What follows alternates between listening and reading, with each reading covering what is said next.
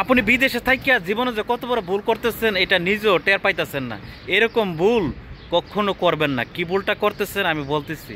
আপনি বিদেশের মাটিতে বেতন পান মাত্র 30,000 টাকা, পরিবারকে হাসি খুশি রাখার জন্য, তাদের চাহিদা মেটানোর জন্য, নিজেও তাদের কাছে ভালো থাকার জন্য বাড়িতে টাকা পাঠাইতেছেন প্রতি মাসে 40,000 টাকা। ওই 10,000 টাকা আপনি কারো কাছ থেকে রেন্ট করতেছেন বা বাইরে থেকে যেভাবে ইনকাম করতেছেন, পরিবার কিন্তু এই জিনিসটা বুঝতেছে না। তারাও জানতেছে যে আপনি প্রতি মাসে বেতনই পান 40,000 টাকা। আপনি কিন্তু সবসময় এরকম টাকা ইনকাম করতে পারবেন না, পরিবারের চাহিদাও সবসময় মিটাইতে পারবেন না। একটা সময় আসবে আপনার খারাপ সময়, যখন ওই সময়তে পরিবারকে আর এরকম প্রতি মাসে টাকা না দিতে পারবেন, তখন কিন্তু তাদেরকে আপনি কখনো বিশ্বাস করাইতে পারবেন না যে আপনার বেতন ছিল প্রতি মাসে মাত্র 30,000 টাকা।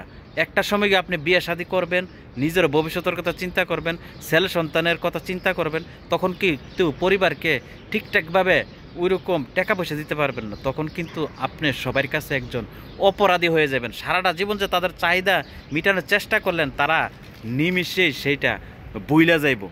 তাই ভাই, প্রবাসে আসছেন, শুরুর থেকে আপনি যদি বেতন পান 20,000, পরিবারে দেওয়ার চিন্তা করেন 10,000, যদি পান 30,000, দেওয়ার চিন্তা করেন 20,000 টাকা। কেননা প্রবাসীর পরিবার কখনো বলবে না যে আপনি তাদের চাহিদা পূরণ করতে পারছেন। কারণ কোনো প্রবাসী বলতে পারবো না যে তার বিদেশের লাইফে পরিবারের কাছে ভালো থাকতে পারছে, পরিবারের চাহিদা মিটাইতে পারছে, তাদেরকে সন্তুষ্ট রাখতে পারছে। কেউ পারে নাই। সবাই চেষ্টা করছে চাহিদা পূরণ করার জন্য, কিন্তু চাহিদা পূরণ করতে পারে নাই। এক সময় গিয়া সে তাদের কাছে অপরাধী হইতে হইল।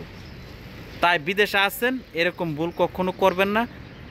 ভুল থেকে সবসময় দূরে থাকার চেষ্টা করুন।